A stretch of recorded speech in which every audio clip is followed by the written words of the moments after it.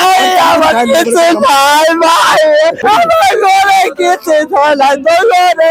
ওই বাপনি বাজার থাকি হয় মুছলমান মানুহ কিন্তু তেওঁলোক অসমৰ পুৰণি মানুহ ভাই আমি দেখান পাৰি না বাবা ৰাতিপুৱা গেছি ৰাতিপুৱা যাই কিনে এগুলাতে পুৰা মাৰধৰ কৰছে পুৰা মাৰধৰ 4 আগষ্ট তাৰিখৰ দিনা মই নিজে আহিম আপোনালোকে অন্তত 20,000 মানুহ গোটাব লাগিব এনেকে 500-1000 মানুহ হলে মই নাহো তেওঁলোকে প্ৰচাৰ কৰিছে যে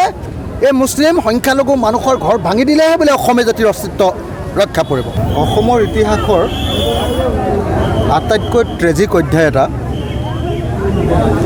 যে অসমৰ ম্যাদী পট্টা থকা এলটমেণ্ট পট্টা থকা আৰু পট্টা নথকা কিন্তু ভূমিহীন বানপীড়িত ৰাইজক উচ্ছেদ কৰি যোৱা 8 জুলাইত যোৱা 8 জুলাইত উচ্ছেদ কৰি বেঘৰ কৰি দিলে মই 8 জুলাইৰ পিছত উচ্ছেদৰ ইয়াত খবৰ ল'বলৈ আহিয়ে 10 জুলাই তাৰিখৰ দিনা অসমৰ মুখ্যমন্ত্ৰীক সাক্ষাৎ কৰিছিলোঁ 10 জুলাই নে কিবা তাৰিখ আছিল আৰু মুখ্যমন্ত্ৰীয়ে তেতিয়াই কৈছিলে মই তেখেতক ৰাইজৰ হৈ অনুৰোধ কৰিছিলোঁ যে অন্তত 4,000 বিঘা উচ্ছেদ কৰিছে তাৰে 500 বিঘা মাটি এক্সট্ৰাকৈ দি এক কথা মাটি দি হ'লেও মানুহবিলাকক সংস্থাপন দিব লাগে মুখ্যমন্ত্ৰীয়ে মোক তেতিয়া কথা দিছিলে তেওঁ কথা দিছিলে যে যিবিলাক মানুহৰ অন্য ঠাইত মাটি নাই ঘৰ নাই ভূমিহীন সেই মানুহবিলাকক মাটি দিয়া হ'ব যিবিলাক মানুহ গুচি যায় ঘৰ আছে গুচি যাব সেইবিলাকক আমি মাটি নিদিওঁ আৰু যিবিলাকৰ ঘৰ নাই সেইবিলাকতো ৰৈ যাব তেওঁলোকক আমি ক'ৰবাত সংস্থাপিত কৰিম মই ক'লোঁ যে 500 বিঘা এটা মাটি দি তেওঁলোকক সংস্থাপিত কৰক অন্তত তেতিয়া মুখ্যমন্ত্ৰীয়ে মানি লৈছিলে কিন্তু এতিয়া এই বেঘৰ মানুহবিলাকে যাৰ ক'তো ঘৰ নাই সেইবিলাকে য'ত ৰাস্তাৰ ওপৰতে এখন চালি বনাই আছে সেই চালিখন ভাঙি দিছে ফালি দিছে টিপালখন য'ত বাচন কি কয় ৰান্ধি খাইছে বাচন বৰ্তন আছে সেইবিলাক ভাঙি দিছে পুলিচে মহিলাবিলাকক ৰাতি সন্ধিয়া হ'লে মাৰপিট কৰিছে পুৰুষ পুলিচে মুঠতে এটা সাংঘাতিক ধৰণৰ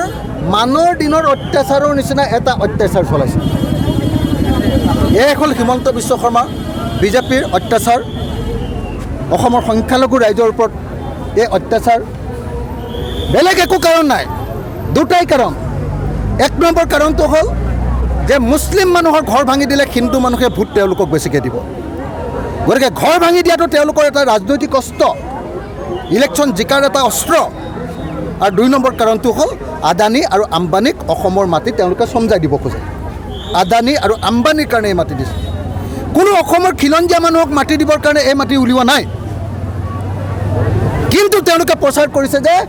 এই মুছলিম সংখ্যালঘু মানুহৰ ঘৰ ভাঙি দিলেহে বোলে অসমীয়া জাতিৰ অস্তিত্ব ৰক্ষা পৰিব গতিকে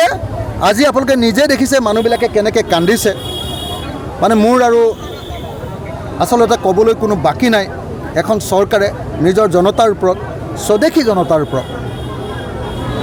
বৈধ নাগৰিকৰ ওপৰত যি অত্যাচাৰ কৰিছে ইয়াত দুৰ্ভাগ্যজনক মই আশা কৰোঁ যে ইয়াতকৈ আৰু বেছি অত্যাচাৰ নকৰিব মই ধুবুৰীৰ DC আৰু অসমৰ মুখ্যমন্ত্ৰী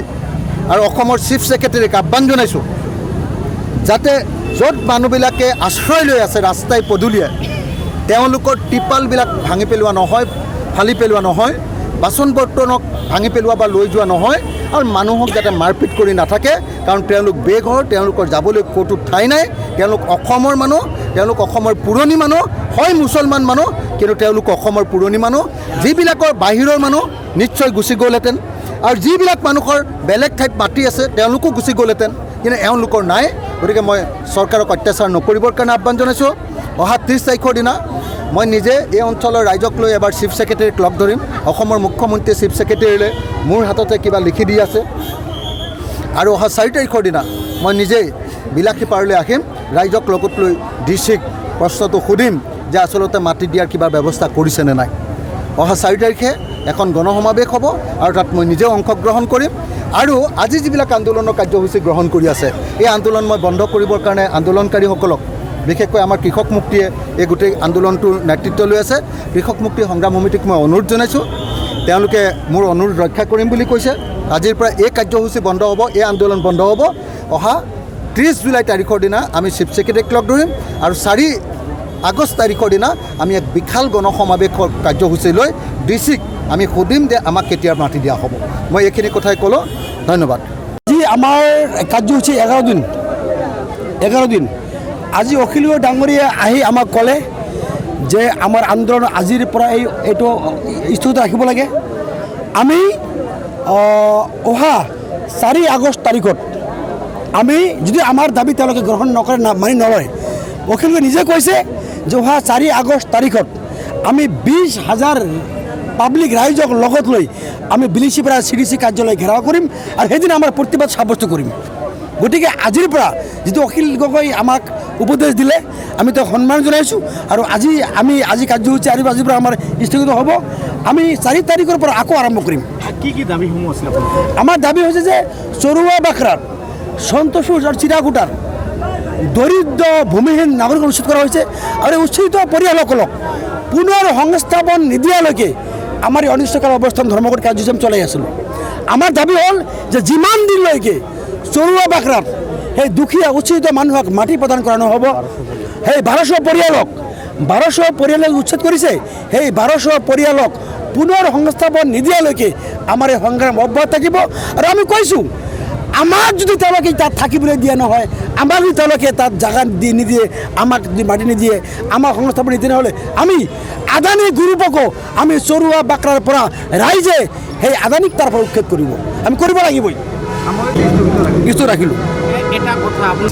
যে ৰাইজ স্বতঃস্ফূৰ্তভাৱে আজি আমি 3,000-4,000 মানুহ লৈ ইয়াতে চাৰ্কুল অফিচৰ সন্মুখত আমাৰ অৱস্থান ধৰ্মঘট কাৰ্যসূচী আৰু 11 দিন যে আমি চলাই আছোঁ, 11 দিনে এনেকুৱা মানুহ, কাৰণ ইয়াত মানুহৰ অধিকাৰৰ কথা জড়িত হৈ আছে। আজি মানুহক এনেকুৱা পৰ্যায়লৈ ঠেলি দিছে, মানুহৰ মৌলিক অধিকাৰ নাই, মুকলি আকাশৰ তলত থাকিবলৈ দিয়া হৈছে। গতিকে মানুহ এতিয়া কোনো পৰ্যায় ক্ষোভত বহিঃপ্ৰকাশ হৈছে, মানুহ এতিয়া ক্ষোভত আছে। গতিকে এই দাবী মানি ল'ব লাগে অসম চৰকাৰে। আৰু মানুহে 35 বিঘা মাটি বিচৰা নাই, মানুহক থাকিবলৈ 1200 পৰিয়ালক থাকিবলৈ